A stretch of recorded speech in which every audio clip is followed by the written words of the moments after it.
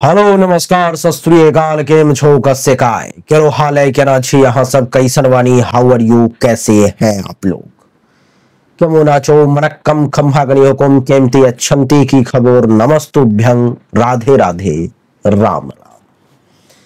देवी और सज्जनों, आप सभी के डिमांड पर में जब हमने बताया कि रतन टाटा की मृत्यु कब होगी, तारीख तक जब बताया, बाबा सिद्दीकी की मृत्यु उसी दिन क्यों हुई, क्या ऐसी ग्रह परिस्थिति थी जब बताया,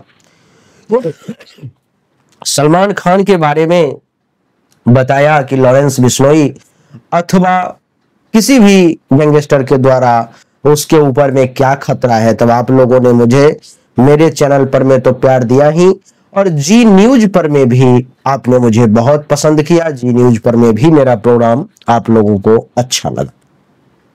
आप लोगों ने फिर मुझसे आग्रह किया कि गुरुदेव अभी ऐश्वर्या राय बच्चन और अभिषेक बच्चन का कहा सुनी बहुत दिन से चल रहा है कि अलग हो गए हैं, ये हो गए हैं, वो हो गए हैं, एक साथ नहीं रह रहे, शादी टूट गई है, शादी टूटने वाली है, आपका इसमें क्या मत है ये बताओ। पब्लिक है, जनता जनार्दन होती है, जनता भगवान होती है। हो सकता है एक व्यक्ति का पर्सनल किसी का कुंडली देखना थोड़ा सा मुश्किल हो जाए, लेकिन यहां पर में 10 लोग बोले कि इस व्यक्ति की कुंडली की जांच कर दो, तो आपको मजबूरी बन जाएगी कि उसकी कुंडली की जांच करनी ही पड़ेगी। देवी और सज्जनों, हमारे सामने में इस समय में अभिषेक बच्चन और ऐश्वर्या राय बच्चन दोनों की कुंडली है जो एक ही बोर्ड पर में बनी हुई है। अब देखो कि ऊपर वाला जो ये कुंडली है ये अभिषेक बच्चन की है। जन्म तारीख वगैरह थोड़ा सा मैं बता दूं आपको।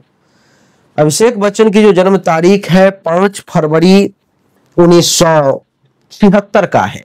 5 फरवरी 1976 12 बजे दिन का गुरुवार का इनका जन्म है और जन्म स्थान मुंबई का है। ज्योतिष के विद्यार्थी लोग जन्म तारीख जन्म समय पर विशेष ध्यान दें। ऐश्वर्या राय बच्चन का जो जन्म स्थान है वो मैंगलोर कर्नाटक में हुआ है। 7:20 सुबह में 1/11/1973 यानी कि 1 नवंबर 1973 का इनका जन्म है। इन दोनों की कुंडली क्या कहती है, क्या ये विवाह चल पाएगा या टूट जाएगा, इसी विषय पर में चर्चा करेंगे। जब हमने इन दोनों के कुंडली का मिलान किया तो 30 से ऊपर गुणों की संख्या मिली, यानी कि गुण संख्या बहुत उच्चतम हुआ। टोटल 36 ही गुण होते हैं, बहुत गुण मिले, लेकिन सिर्फ गुण मिल जाने से कुंडली मिलान खत्म नहीं हो जाता, विवाह नहीं टिक पाता। आप थोड़ा सा अभिषेक बच्चन और ऐश्वर्या राय बच्चन की कुंडली पर ध्यान दो। देखो अभिषेक बच्चन के कुंडली में केतु प्रथम मेष लग्न की कुंडली है, मंगल दूसरे भाव में है, केतु प्रथम भाव में है और राहु सप्तम भाव में है। विवाह का मालिक शुक्र जो है यानी कि नवम भाव में मारक ग्रह, ये नवम भाव में आ गया ससुराल के घर में। ठीक है, ध्यान देना, समझने की कोशिश करना है। आप लड़का हो या लड़की हो, उसके विवाह के लिए गुरु और शुक्र का अच्छा होना बहुत जरूरी होता है। गुरु जो है इसके लिए ससुराल का, विवाह का, वैवाहिक जीवन का मालिक है, जो चला गया 12वें भाव में। अभिषेक बच्चन के कुंडली में केतु के प्रथम भाव में और राहु के सप्तम भाव में होने के कारण इनके वैवाहिक जीवन में प्रबल परेशानी का योग है, भयंकर परेशानी का। उसमें भी राहु केतु की जो डिग्री है वो और ज्यादा डराने वाली है और ज्यादा परेशान करने वाली मैं देख रहा हूं। अभिषेक बच्चन के कुंडली में इस समय में जो ग्रह का समय चल रहा है वो चंद्रमा की महादशा चल रही है। चंद्रमा इस कुंडली का एक अच्छा ग्रह था, लेकिन कुंडली के 12वें भाव में चला गया तो अब ये अच्छा ग्रह नहीं रहा। चंद्रमा की महादशा अभिषेक बच्चन के कुंडली में 2024 के 6ठे महीने से चालू हुई है। उससे पहले सूर्य का समय इनके कुंडली में चल रहा था। अभिषेक बच्चन के कुंडली में चंद्रमा के कुंडली के 12वें भाव में बैठने के कारण सूर्य कुंडली के 10वें भाव में यहां पर में है, मैंने लिखा नहीं।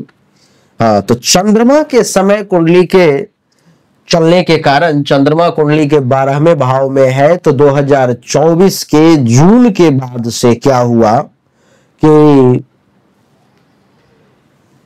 खर्चा ज्यादा होने लगा, धन हानि का योग बन गया, परिवार में टेंशन तनाव कलह की योग बन गई, परिवार में लोग अलग होना शुरू हो गए। और देखो कि चौथे भाव का मालिक चंद्र है, चौथा भाव माँ के साथ दूरी बन गई, माँ के साथ लड़ाई झगड़ा की स्थिति बन गई, टेंशन तनाव की स्थिति बन गई और माता से दूरी बन गया अभिषेक बच्चन का। और सप्तम दृष्टि पड़ गई है छठे भाव पर में, अभिषेक बच्चन पर में केस मुकदमा का भी योग बन रहा है। 25/6/2024 से 25/6/2034 तक चंद्रमा का समय है। और इस बीच में जो है सो अभिषेक बच्चन के दुश्मनों की संख्या बढ़ेगी, परिवार में टेंशन तनाव कलह की स्थिति बढ़ेगी, अपयश कलंक शोक और दुख की प्राप्ति होगी और वैवाहिक जीवन में भयंकर परेशानी के योग बनेंगे।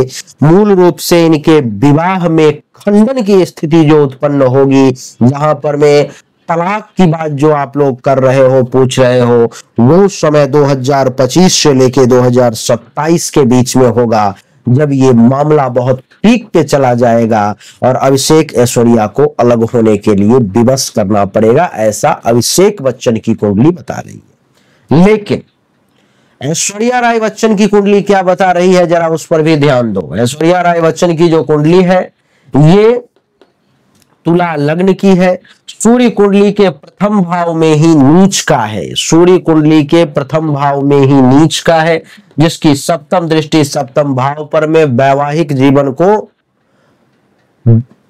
विघटन उत्पन्न करना, पति पत्नी के बीच में टेंशन तनाव उत्पन्न करना, सूर्य का यहां पर में नीच का होना पहला काम हो गया।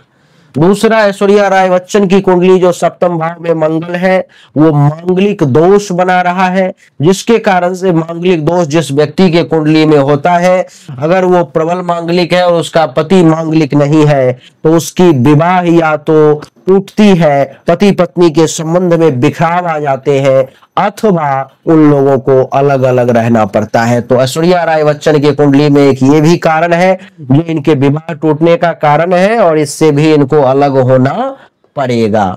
दूसरा कारण आप देखो कि राहु कुंडली के तीसरे भाव में बैठा हुआ है, राहु की पंचम दृष्टि सप्तम भाव पर में वैवाहिक जीवन पर में, जो इनके वैवाहिक जीवन को काफी सुखद रहने के लिए नहीं देगा।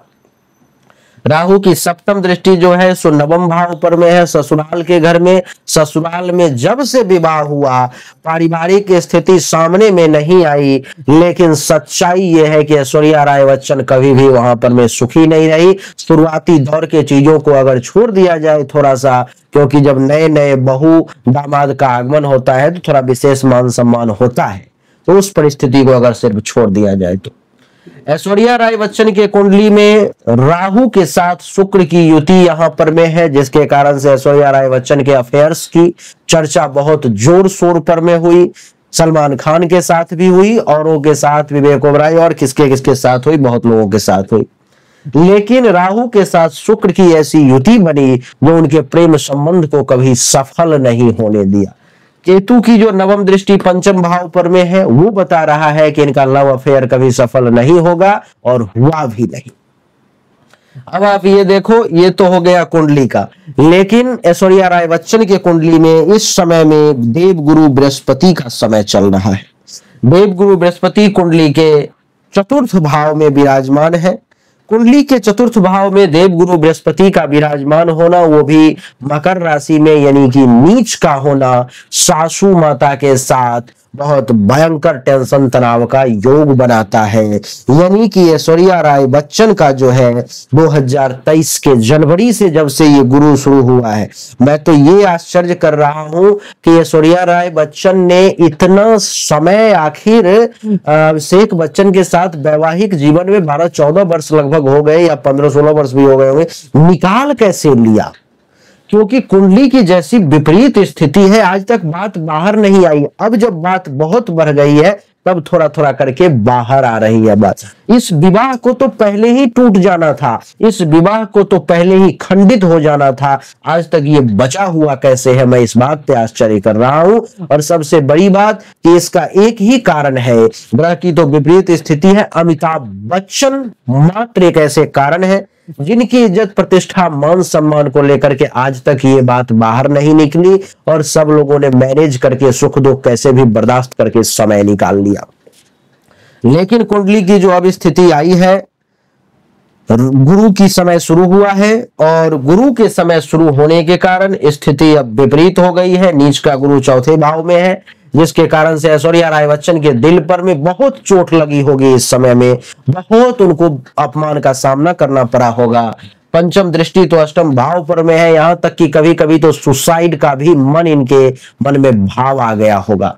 सप्तम दृष्टि जो है सो दसम भाव पर में है, इज्जत प्रतिष्ठा मान सम्मान बहुत धूमिल हुई होगी उनकी वहां पर में। और नवम दृष्टि कुंडली के 12वें भाव पर में है, यानी कि ये पूर्ण रूप से वहां से डिस्टर्ब हो गई है। गुरु जो वैवाहिक जीवन का मालिक कारक, वही जो है सो नीच का हो गया, और उसी का जब समय आया तो ये रिश्ते तार तार होने लगे, अलग होने लगे। तो ऐश्वर्या राय बच्चन की जब मैं कुंडली देख रहा हूं तो उसमें भी मैं यही देख रहा हूं कि 2024 से 27 के बीच में इस वैवाहिक जीवन में भयंकर तूफान आने वाला है, बहुत बड़े बड़े मामले सामने आने वाले हैं पब्लिक के। अभी तक क्यों नहीं आए, मैं इस बात पे आश्चर्य कर रहा हूं, और इसका एक ही समाधान मुझे देखने को मिला, वो ये है कि अमिताभ बच्चन का रेपुटेशन, मान सम्मान, इज्जत प्रतिष्ठा, जिसने उन मामलों को दबा करके रखा। तो आपके पास भी अगर कुछ जानकारी है जो आप अपने बारे में लेना चाहते हो, मन में कुछ प्रश्न है, जन्म तारीख जन्म समय सामने दिए गए व्हाट्सएप नंबर पे भेजें, अपने दोनों हाथ की हथेली का फोटो भेजें। लेकिन उसको भेजने से पहले एक बात सोच ले, अगर आपके कलेजे में क्षमता है, ताकत है सच्चाई सुनने की, तभी आप भेजें, क्योंकि मैं कितना कड़वा बोलता हूं आपने देख लिया है। अच्छा लगा तो वीडियो को लाइक करें, शेयर करें, चैनल को सब्सक्राइब करके इसके बेल आइकन के बटन को दबाएं। एक बार फिर से आप सभी का बहुत बहुत धन्यवाद। Thank you so much. जय हिंद, वंदे मातरम, बोलिए राधे राधे, राम राम।